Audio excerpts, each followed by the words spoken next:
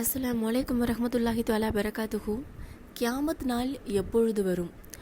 அதாவது நபிகள் பெருமானார் ஸல்லல்லாஹு அலைஹி வஸல்லம் அவங்க சொல்கிறாங்க, அவங்களுடைய ஆட்காட்டி விரலையும் நடுவிரலையும் இணைத்து காட்டி, நானும் யுக முடிவு நாளும் இவ்விரல்கள் அருகருகே இருப்பது போல இருக்கிறோம் அப்படின்னு சொல்லியிருக்கிறாங்க. அதாவது 1400 ஆண்டுகளுக்கு முன்னரே அல்லாஹ் கூறியதாக கண்மணி நாயகம் ஸல்லல்லாஹு அலைஹி வஸல்லம் சொல்கிறாங்க. இந்த யுக முடிவு நாள் எப்போ வரும், இந்த நாளில் இந்த டேட்டில் வரும் அப்படிங்கிற விஷயம்லாம் நமக்கு தெரியாது. அது பற்றிய விவரம், அது பற்றிய ஞானம் அல்லாஹ்விடமே உள்ளது அப்படின்னு கூறுங்க. மக்கள் யாராவது உங்ககிட்ட கேட்டாங்கன்னா இப்படி சொல்லுங்க அப்படின்னு சொல்லிட்டு அல்லாஹ் சொல்லியிருக்காங்க அப்படின்னு நபிகள் பெருமானார் ஸல்லல்லாஹு அலைஹி வஸல்லம் அவர்கள் சொல்கிறாங்க. ஆனால் இந்த யுக முடிவு நாளுங்கிறது கன்ஃபார்மாக வரும், அதில் எந்த சந்தேகமும் இல்லை. ஆனால் அதுக்கான அறிகுறிகள் இருக்குது. இப்போ நமக்கு ஏதோ ஒரு விஷயம் நம்ம வாழ்க்கையில் இம்பார்ட்டண்ட்டாக நடக்குது அப்படின்னா, ஃபார் எக்ஸாம்பிள் ஒரு ஸ்போர்ட்ஸ் டேவை எடுத்துக்கோங்களேன். அதை அப்படியே எடுத்தோடனே ஃபஸ்ட்டு ஒரு தடவை ஒரு ஸ்போர்ட்ஸ் டே ஒரு நாள் ஒரு ரன்னிங்கோ ஏதோ ஒன்று வச்சு ஃபஸ்ட் ப்ரைஸ் கொடுத்துட மாட்டாங்க. அதுக்குன்னு சில ஸ்டேஜஸ் இருக்குது. அதெல்லாம் கடந்து தான் ஃபஸ்ட் ப்ரைஸ் யார் அப்படிங்கிறத முடிவு பண்ணுவாங்க. அந்த மாதிரி தான் அந்த கியாமத் நாள் நம்மளுக்கு வரப்போகுது அப்படிங்கிறதுக்கான நிறைய அறிகுறிகள் இருக்குது. அது ஃபஸ்ட்டு, செகண்டு, தேர்ட் ஸ்டேஜ் தான் கடைசி. அதில் ஃபஸ்ட்டு ஸ்டேஜ் ஆல்ரெடி நம்ம நிறையா விஷயங்களை பார்த்துட்டோம். அடுத்து செகண்ட் ஸ்டேஜில் இப்போ நம்ம இருக்கோம். இப்போ நம்ம சொல்ல போனோம்னா செகண்ட் ஸ்டேஜ்லேயும் உள்ளதையும் பார்த்துக்கிட்டே வரோம். அது இன்னும் சிலதை பார்த்துருக்கோம், பலதை பார்க்கல. மூணாவது ஸ்டேஜில் உள்ளது எல்லாமே நடந்துருச்சு அப்படின்னா கன்ஃபார்மாக அந்த கியாமத் நாள் வரும். ஆனால் நாம் என்ன நினைக்கிறோம், கியாமத் நாள் வரத்துக்கு ஆல்ரெடி நிறைய வருஷங்கள் முடிஞ்சு போச்சு, வரும்னு சொல்கிறாங்க, ஆனால் இன்னும் வரல. ஸோ நம்ம அதுக்குள்ளே நம்ம ஜாலியாக என்ஜாய் பண்ணி இருந்துட்டு நம்ம இறந்து போயிடலாம் அப்படிங்கிற மாதிரிலாம் சில பேர் யோசிக்கிறோம். ஆனால் அது ரொம்ப தவறான விஷயம். ஏன் சொல்கிறேன்னா, நம்மளுடைய மறுமை எப்படி இருக்கும், நம்ம சொர்க்கத்துக்கு போவோமா நரகத்துக்கு போவோமா, நம்ம வாழ்க்கையில் என்னெல்லாம் நடக்கும், கபருடைய வேதனை எப்படி இருக்கும் அப்படிங்கிறதெல்லாம் யோசித்து அல்லாஹ்கிட்ட நாம் செஞ்ச சிறிய பெரிய பாவம் எல்லாத்தையும் மன்னிச்சிடுங்க அல்லான்னு மனசார பாவம் மன்னிப்பு கேட்குறது சில பேர் தான். அதுவும் வயசானவங்க, அவங்களுடைய நம்ம வயசாகிடுச்சுப்பா, நம்ம எல்லாம் ஆண்டு அனுபவிச்சிட்டோம், இதுக்கப்புறம் என்ன, நாம் இறந்து போயிட்டோன்னா நம்ம அல்லாஹ்கிட்ட போகிறோம், அல்லாஹ் நம்மக்கிட்ட கேள்வி கணக்கு கேட்க போகிறாங்க, அங்கே போய் என்ன நடக்குமோங்கிற பயம் அவங்க மனசுக்குள்ளார வந்துடும். அவங்க ஷுவராக 5 வேளையும் தொடுவாங்க, மனசார அல்லாஹ்கிட்ட பாவம் மன்னிப்பு கேட்பாங்க, இதெல்லாம் நடக்கும். ஆனால் நம்ம கன்ஃபார்மாக சொல்ல முடியாது நம்ம இவ்வளோ வருஷம்தான் வாழ்கிறோன்னு. நாம் இப்போ இந்த ஸ்டேஜில் இருக்கோம், ஒரு 20 வயசு 30 வயசில் இருக்கோம் அப்படின்னா, இதுக்கப்புறம் நம்மளுடைய மவுத்து எப்போ நடக்கும்னு நமக்கு தெரியாது. அல்லாஹ் ரப்பு மட்டும்தான் அதை அறிவாங்க. நாம் ஆனால் இப்போயும் என்ஜாய் பண்ணுற மோட்லேயே இருக்கோம். டிவி பார்க்குறோம், பாட்டு பாடுறோம், டான்ஸ் ஆடுறோம். இதெல்லாம் இப்போ நிறைய டிஜிட்டலைஸாக ஆகிடுச்சு நம்மளுடைய வாழ்க்கை. அதனால் அந்த காலத்தில் நபிகள் நாயகம் ஸல்லல்லாஹு அலைஹி வஸல்லம் அவர்கள் வாழ்ந்த காலத்தில் எதுவும் இல்லை, இந்த மாதிரியான டிஜிட்டலைஸாக விஷயங்கள் எதுவுமே இல்லைனாலுமே அவங்க சொல்கிறத ஃபாலோ பண்ணக்கூடியவங்க இருந்தாலும் அவங்களுக்குன்னு என்டர்டைன்மெண்ட்னு வேறு வகையான விஷயங்கள் இருந்தது. அதெல்லாம் ஹராமான விஷயந்தான். அது அந்த மாதிரி இப்போ இல்லைனாலும் நாம் இந்த ஃபோன்லேயே மூழ்கி கிடக்குறோம். ஃபோன்லேயே நிறைய நல்ல விஷயங்களும் இருக்குது, கெட்ட விஷயங்களும் இருக்குது. நம்ம கண்ணு பார்க்குது, காது கேட்குது, அது எல்லாமே பாவம் தான். ஆனால் அதே போல் நாம் எப்போ இறந்து போகிறோங்கிறது நமக்கு தெரியாது. பட் நமக்கு நம்மளுடைய மறுமை எப்படி இருக்கும், நம்ம சொர்க்கத்துக்கு போமா நரகத்துக்கு போமாங்கிற ஒரு பயம் நம்மளுக்கு இல்லை. ஷுவராக சொல்லணுன்னா அதுதான் உண்மை. அது இல்லைன்னு நம்ம மறுப்பு சும்மா வாய் வார்த்தையாக சொல்லலாம். உண்மையாக நம்மளுடைய பாட்டம் ஆஃப் த ஹார்ட்லேருந்து அந்த பயம் நமக்கு கிடையவே கிடையாது. இருக்குது அப்படின்னு நாம் சொல்லுவோம், ஆனால் அது டீப்பராக உண்மையாக இருக்கா அப்படிங்கிறது அல்லாஹ்க்கு மட்டும்தான் தெரியும். நான் என்ன சொல்ல வரேன் அப்படின்னா, அந்த அச்சம் அப்படிங்கிறது நமக்கு இருக்கணும், முன்கூட்டியே இருக்கணும் அப்படின்னு நான் சொல்ல வரேன். ஏன்னா இந்த வயசில் தான் ஒருத்தவங்க வஃபாத் ஆவாங்க அப்படிங்கிறது நமக்கு தெரியாது. சின்ன வயசுலேயும் வஃபாத் ஆகிறவங்க இருக்காங்க, ரொம்ப வருஷம் ஆழ்ந்து வஃபாத் ஆகிறவங்களும் இருக்கிறாங்க. ஸோ அதனால் நாம் சின்ன வயசுலேயே அதை பற்றி உணர்ந்து அல்லாஹ் மேலே அச்சம் கொண்டு நாம் செய்யக்கூடிய பாவங்களில் கொஞ்சம் கண்ணும் கருத்துமாக இருக்கணும். ஸோ அதெல்லாம் என்ன இருக்கணும், எப்படி நாம் நம்மளை வந்து ஃபோக்கஸ்டாக பார்த்துக்கணும் அப்படிங்கிறத நம்ம பேசுவோம். பட் அதுக்கு முன்னாடி நான் சொன்ன அந்த ஸ்டேஜஸ்ஸு நம்ம ஆல்ரெடி நிறையா ஸ்டேஜஸ் பார்த்துருக்கோம். அதாவது நிறையா ஸ்டேஜஸ் விச் மீன்ஸ் நிறையா விஷயங்களை நாம் பார்த்துருக்கோம். அதாவது கியாமத் நாள் வரப்போகுது அப்படிங்கிறதுக்கான அறிகுறிகள் வந்து மகளின் தயவில் தாய் இருக்கிறது. மகளோட தயவில் தாய் இருக்கிறாங்க அப்படின்னா, இப்போ சில வீடுகளில் அப்பா வந்து வஃபாத் ஆயிருப்பாங்க, அல்லது அவங்க சம்பாதிக்காமல் அந்த மாதிரி இருப்பாங்க. பெண்கள், அந்த குழந்தைங்க, அந்த வீட்டோட முதல் வாரிசோ ரெண்டாவது வாரிசோ யாரோ அந்த பெண்கள் வந்து படிச்சுட்டு வேலைக்கு போய் சம்பாதிப்பாங்க. அவங்களுடைய தயவில் தான் அந்த குடும்பம் ஓடும், அந்த தாய்மார்கள் இருப்பாங்க. அப்படிங்கிற பட்சத்தில் அந்த மாதிரி விஷயங்கள் இப்போ நிறையா நடந்துகிட்ருக்கு. அடுத்ததாக பின்தங்கியவர்கள் பொருளாதாரத்தில் உயர்ந்த நிலையை அடைதல் அப்படிங்கிறது நடந்துட்டு தான் இருக்குது. நீங்களே யோசிச்சிங்கன்னா நிறையா பேர் ஏழைப்பட்டவங்களாக இருப்பாங்க, அந்த காலத்தில் இருந்திருக்கிறாங்க. ஸோ இது மூலயமா பின்தங்கியவர்கள் அப்படியே தான் இருக்கணும், பணக்காரங்களாகவே இருந்துக்கிட்டே இருக்கணும் அப்படிங்கிறத நான் சொல்லலை. அதெல்லாம் ஒரு சின்ன சின்ன அறிகுறிகள் அப்படின்னு நான் சொல்ல வரேன். ஸோ இந்த பின்தங்கியவர்கள் தான் உயர்ந்த நிலைக்கு வராங்க அப்படிங்கிறது கிடையாது. உயர்ந்த நிலையில் இருக்கிறவங்களும் தாழ்ந்த நிலைக்கு வராங்க. இது அல்லாஹ்வுடைய சோதனை. ஆனால் வந்து இது அந்த அறிகுறிகளில் இதுவும் ஒன்று அப்படின்னு நான் சொல்ல வரேன். குடிசைகள்லாம் கோபுரமாக மாறுமா, அதெல்லாம் உண்மை தானே. இப்போ வந்து நம்ம ஊர்லேயே அந்த காலத்தில் எவ்வளோ குடிசைகள் இருக்கும், இப்போல்லாம் அந்த மாதிரி குடிசை வீடு பார்க்குறதே அபூர்வமாக இருக்குது, கம்மியாக தான் இருக்குது. அடுத்ததாக ரொம்ப முக்கியமாக விபச்சாரம், மதுப்பழக்கம் அப்படிங்கிறதெல்லாம் அதிகமாகிடுச்சு. அதை வந்து ஷுவராக சொல்லலாம், நம்ம கண்கூடாக பார்க்கக்கூடிய ஒரு விஷயம். தகுதியற்றவர்களிடம் பொறுப்பு அது நம்ம அரசியல்னு மட்டும் பொதுவாக சொல்லிட முடியாது. எல்லா விஷயங்கள்லையுமே முக்கியமான பொறுப்புகளில் இருக்கக்கூடியவர்கள் வந்து தகுதியானவர்களாக தான் இருக்காங்க அப்படின்னு சொல்ல முடியாது. நிறையா பேர் தகுதி இல்லாமல் தான் இருக்காங்க. அதாவது இதை யாரும் தப்பாக நினச்சிக்க வேணாம். தகுதி இல்லாதவர்கள் அப்படின்னு நான் சொல்கிறது எந்த விதத்தில் சொல்கிறேன்னா, அவங்களுடைய எஜுகேஷன் குவாலிஃபிகேஷனோ மற்ற ஒரு விஷயத்தை நான் சொல்லலை. மெயினாக வந்து கேரக்டரைசேஷனில் நான் சொல்ல வரேன். அடுத்ததாக பாலைவனம் சோலைவனம் ஆகும். அந்த காலத்தில் பாலைவனமாக தான் இருந்தது. இப்போ பார்த்திங்கன்னா நிறையா சயின்டிஃபிக்கல் டெக்னாலஜி வளர்ந்துட்டதுனால பாலைவனத்தில் கூட ஃப்ரூட்ஸு, வெஜிடபிள்ஸ் எல்லாமே அங்கேயே பயிர் பண்ண ஆரம்பிச்சிட்டாங்க. அது சோலைவனமாக ஆயிடுச்சு அப்படிங்கிறதையும் நம்ம பார்த்துட்டோம். காலம் சுருங்குதல். அடுத்தது பள்ளிவாசல்களை வைத்து பெருமை அடிப்பது. முன்னாடிலாம் ஒரு சின்ன கிராமம் இருக்குன்னா ஒரு பள்ளிவாசல் இருக்கும், அந்த ஊருக்குன்னு ஒரு பள்ளிவாசல். ஆனால் இப்போது 1, 2லாம் கிடையாது, அதுக்கு மேலேயும் பள்ளிவாசல் கட்டுறாங்க. எங்கேயுமே வந்து பள்ளிவாசல் இல்லாத, ரொம்ப கஷ்டப்பட்டு அந்த இடத்துல தொழுது தான் ஆகணுங்கிற ஒரு கட்டாயத்தில் தொழக்கூடிய இடங்கள்லாம் எவ்வளவோ இருக்குது. அந்த இடங்களில் பள்ளிவாசல் கட்டுறதுக்கு யாரும் முனைகிறது கிடையாது.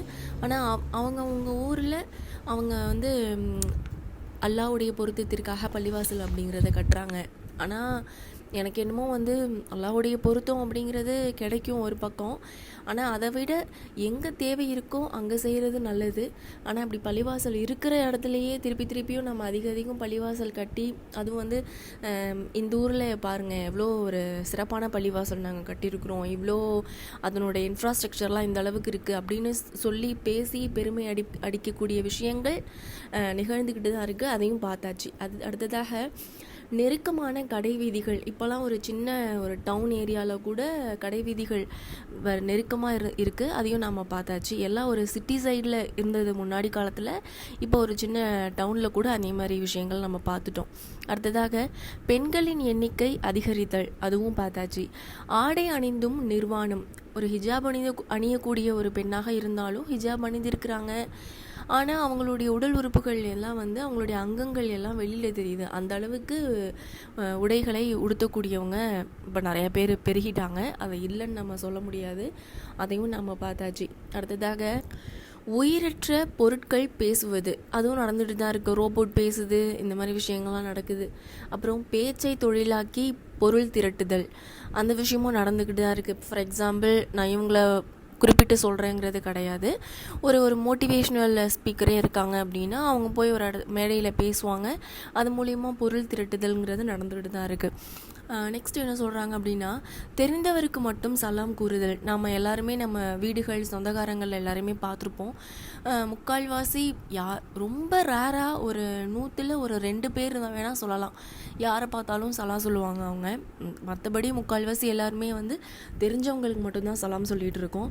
அந்த விஷயமும் வந்து நம்மளுக்கு நடந்து போச்சு. அடுத்ததாக பள்ளிவாசலை பாதைகளாக பயன்படுத்துதல், சாவதற்கு ஆசைப்படுவது, அந்த விஷயமும் நடக்குது. நிறையா பேர் முஸ்லீமாக இருந்துக்கிட்டு எல்லா விஷயமும் தெரிஞ்சு அல்லாஹ் வந்து என்ன சொல்கிறான், நம்மளை படைத்த இறைவன் தான் நம்மளுடைய உயிரை வந்து எடுக்கணும், நம்மளுடைய உயிரை கொடுத்த அல்லாவுக்கு நம்ம எப்போ வஃபாத் ஆகணும், நம்ம வாழ்க்கையில் என்ன நடக்கணுங்கிறது எல்லாமே டிசைட் பண்ணுறது அல்லாஹ்வுடைய நாட்டம். அதை வந்து நாம் முடிவு பண்ணி நாம் அந்த விஷயத்தை செய்யக்கூடாது. அதை செய்கிறதுக்கு நிறையா பேர் ஈடுபட்டிருக்காங்க. அதெல்லாம் வந்து ரொம்ப தவறுதலான விஷயம். அதுவும் நடந்துருச்சு, நம்ம பார்த்தாச்சு. அடுத்தது இறை தூதர் என வாதிடும் பொய்யர்கள். அப்படிப்பட்ட பொய்யர்கள் நாட்டில் இருந்துக்கிட்டு தான் இருக்காங்க. முந்தைய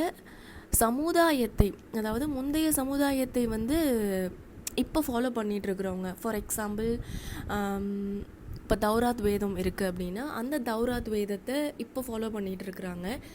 குரான் வேதம் அப்படிங்கிறது வந்துருச்சு, அந்த குரான் வேதத்தை தான் ஃபாலோ பண்ணணும். இஸ்லாம் அப்படிங்கிறது அதை தான் ஃபாலோ பண்ணி நடக்குது. அந்தந்த காலகட்டங்களில் வந்து அந்த வேதங்கள் அந்த காலகட்டத்தோடு முடிஞ்சிருச்சு. அதை இப்போ ஃபாலோ பண்ணிக்கிட்டு இருக்கிறது ஒரு தவறுதலான விஷயம். அதுவும் நடந்தாச்சு. அடுத்ததாக செகண்ட் லெவல் அப்படின்னு சொன்னோன்னா இதெல்லாம் விட இன்னும் கொஞ்சம் ஹெவியான தாக்குதல் நிறைந்த விஷயங்கள். இப்போ யூதர்களுடன் மாபெரும் யுத்தம் நடக்கும் அப்படிங்கிறாங்க.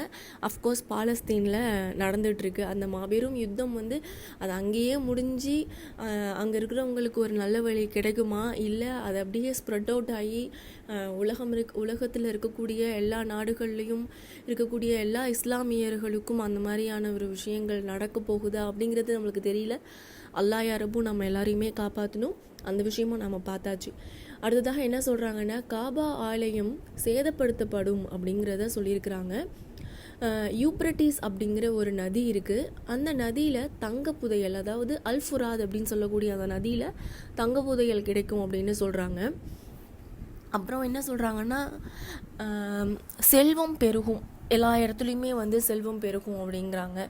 இப்போவே நம்ம பார்த்தோன்னா எல்லாருமே வந்து பிலோ பாவர்ட்டி லைனில் அதிகமான பேர் வந்து கிடையாது. அல்லாஹ்வுடைய சோதனை அது. அந்த சோதனையை நாம் பொறுமையாக இருந்து அதில் வெற்றியாளர்களாக ஆகணும். அப்படி தான் ஒரு அதாவது லோவான ஒரு பாவர்ட்டி லைனில் இருக்கக்கூடியவங்க இது வந்து நம்மளுக்கு அல்லாஹ் கொடுத்த ரிஸ்க்கு இது போதும் அப்படின்னு நினச்சி அல்லாஹ்வுடைய நாட்டம் அப்படின்னு நினச்சி அவங்க இருந்தாங்க அப்படின்னா ஸோ ஹாப்பி. அவங்களுக்கு அல்லாஹ் கொஞ்சம் நாளைக்கு பிறகு அவங்களுக்கு ஒரு நல்ல ரிஸ்க்கு கொடுத்துருந்தாங்கன்னா அதுவும் ரொம்ப ஒரு சந்தோஷத்துக்குரிய விஷயம். ஆனால் அதிகம் எல்லாருக்குமே அவங்களுடைய வாழ்க்கையில் இம்ப்ரூவ்மெண்ட் அப்படிங்கிறது நடந்துகிட்ருக்கு. ஸோ அதனால் செல்வம் பெருகும் அப்படிங்கிறாங்க. ஸோ இன்னும் வந்து எல்லாருமே வந்து பணக்காரர்களாக இல்லை நம்மளுடைய உலகத்தில். ஏழையும் இருக்காங்க, பணக்காரங்களும் இருக்காங்க. ஸோ அதிகமான ரிச்னஸ் எல்லாருக்கும் கிடைக்கும். அது ஒரு அறிகுறி ஜட்ஜ்மெண்ட் டே வரத்துக்கு அப்படின்னு சொல்லிட்டு சொல்கிறாங்க. எண்ணி பார்க்காது வாரி வழங்கும் மன்னர், அவங்களாம் இன்னும் நம்மளுடைய இடத்துல வந்து நம்மளுடைய உலகத்தில் வந்து இன்னும் எண்ணி பார்க்காத அளவுக்கு வாரி வழங்கக்கூடிய மன்னர்கள் வந்து இன்னும் வரலை. எப்படி வந்து அவங்கக்கிட்ட இருக்கக்கூடிய மணியை மக்களுக்கு செலவு பண்ணாமல் நாம் வச்சுக்கணும் அப்படின்னு யோசிக்கக்கூடிய அளவுக்கு தான் இருக்கிறாங்க. இந்த இது இன்னும் நாம் பார்க்கல. இனிமேல் ஃப்யூச்சரில் பார்க்கறதுக்கான வாய்ப்புகள் இருக்கும் அப்படிங்கிறத நம்புவோம். அடுத்தது பைத்துல் முஹத்தஸ் வந்து வெற்றி அடையும் அப்படின்னு சொல்லியிருக்கிறாங்க. மதினா தூய்மை அடைதல், இந்த மாதிரி விஷயங்கள்லாம் நெக்ஸ்ட் ஸ்டேஜ் அப்படின்னு சொல்லியிருக்காங்க. இதெல்லாம் விட மாபெரும் அடையாளங்கள், இந்த மாதிரி இதில் விஷயங்கள்லாம் ஒரு இப்போ எப்படி நம்மளுடைய பெரிய கொண்டையை வச்சுருப்பாங்க, ஹிஜாப் அணிஞ்சிருப்பாங்க, ஆனால் ஒரு பெரிய கொண்டையை வச்சுருப்பாங்க பெண்கள், அது வந்து ஒரு ஹராமான காரியம், அது கியாமத் நாள் வர்றதுக்கான அறிகுறி அப்படின்னு ஒரு ஃபஸ்ட் லெவல் சிம்டமாக நம்ம சொல்கிறோம் அப்படின்னா, அடுத்தது செகண்ட் லெவல் பார்த்துட்டோம். தேர்ட் லெவல் அப்படிங்கிறது அவ்வளோதான், முடிஞ்சிருச்சு. அந்த லெவல் அந்த சிம்டம்ஸ்லாம் நம்ம பார்க்க ஆரம்பித்தோன்னா அவ்வளோதான், கன்ஃபார்மாக கியாமத் நாள் வந்து நமக்கு வந்துடும்.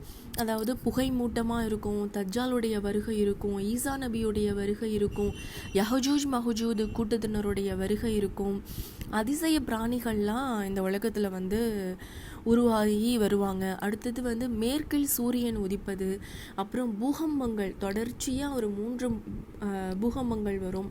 அப்புறம் இந்த மாதிரியான விஷயங்கள் எல்லாம் நம்மளுடைய அப்புறம் என்னென்னா ஒரு இது வந்து சொல்லுவாங்க, காலம் வந்து மாறும். அந்த கியாமத் நாள் நெருங்க ஒரு 40 வருடம் அப்படிங்கிறது 40 நாளா 40 நிமிஷம் அந்த மாதிரி ஆகிடும். 40 நாள் அப்படிங்கிறது 40 வருடம் கூட நமக்கு ஆகும். அந்த டைமை வந்து டிஃப்ரெண்ட்டாக மாறும் அப்படின்னு சொல்லியிருக்காங்க. இந்த மாதிரி அறிகுறிகள்லாம் நமக்கு கிடைக்கும் பொழுது ஜட்ஜ்மெண்ட் டே அவ்வளோதான். இதுக்கப்புறம் இந்த உலகம் வந்து இருக்கிறதுக்கான வாய்ப்பு இல்லை. ஒவ்வொரு அழிவாக நடக்கும். ஸோ அதெல்லாம் நாம் யோசித்து அதுக்கு தகுந்தா போல் நாம் அல்லாஹ் கிட்ட பாவ மன்னிப்பு கேட்டு நாம் எப்படி அந்த ஜட்ஜ்மெண்ட் டேயில் நாம் எப்படி சிறப்பாக இருந்து நம்மளுடைய மறுமை வாழ்க்கை சிறப்பாக இருக்கிறதுக்கு என்ன செய்ய முடியுமோ அதெல்லாம் நம்ம செஞ்சுக்கணும் இன்ஷா அல்லாஹ். இப்படியான பல விஷயங்கள் நடக்குது. ஆனால் நாம் என்ன பண்ணுறோம், மறுமையை நினச்சி இறுதி தீர்ப்பு நாளை நினச்சி அச்சம் கொண்டு பாவம் செயல் விட்டு விலகணும் அப்படிங்கிறது இல்லாமல், பாவம் மன்னிப்பு தேடுறது அப்படிங்கிறது இல்லாமல், நன்மையை நாடுறதும் இல்லாமல், நாம் ஒரு நன்மையான காரியம் செய்யணும்னா இறைவனுடைய கருணை இருக்கணும். அது அஃப்கோர்ஸ் உண்மைதான். கருணை ஆனால் எப்படி கிடைக்கும், நாம் பாவத்தை விட்டு விலகிறதுனால அதற்கான முயற்சியை மேற்கொண்டால் தான் அல்லாஹ் நமக்கு இவங்க வந்து பாவத்தை விட்டு மீள்றதுக்கு ட்ரை பண்ணுறாங்க, நம்ம அவங்களுக்கு நம்மளுடைய ரஹமத்தை கொடுப்போம் அப்படின்னு சொல்லிட்டு அதை விட்டு நாம் விலகி இருக்கிறதுக்கும் அடுத்ததாக நாம் நல்ல விஷயங்கள் செய்கிறதுக்கும் நமக்கு அருள் புரிவாங்க. ஓகேவா? மாறாமல் நம்ம சைட்லேருந்து எந்த எஃபோர்ட்டும் இல்லாமல் அல்லாஹ் கொடுக்கல நாடலை அப்படி அல்லாஹ் மேலேயே நாம் கம்ப்ளைண்ட் பண்ணிகிட்டு இருக்க முடியாது. அல்லாஹ் பற்றி அல்லாஹ் மேலே நாம் கம்ப்ளைண்ட் பண்ணிகிட்டு இருக்க முடியாது. சரி, கியாமத் நாள் எப்பொழுது வரும் அப்படின்னு நம்ம ஆல்ரெடி நிறையா பார்த்தோம், நிறையா ஸ்டேஜஸ் எல்லாம் நாம் பார்த்தோம். இந்த மாதிரியான அறிகுறிகள்லாம் இருக்குது. அல் குர்ஆனில் அல்லாஹ் என்ன சொல்கிறாங்க, மனிதன் மடிந்த பின் உக்கி போன அவனுடைய எலும்புகளை மீண்டும் நாம் ஒன்று சேர்க்கவே மாட்டோம் என்று எண்ணிக்கொள்கிறானா அப்படின்னு சொல்லிட்டு கேட்குறாங்க. ஆம், அவனுடைய நுனி விரல்களையும் நாம் செவ்வையாக முன்போல் ஆக்குவதின் மீதும் சக்தி உள்ளோராய் இருக்கிறோம்.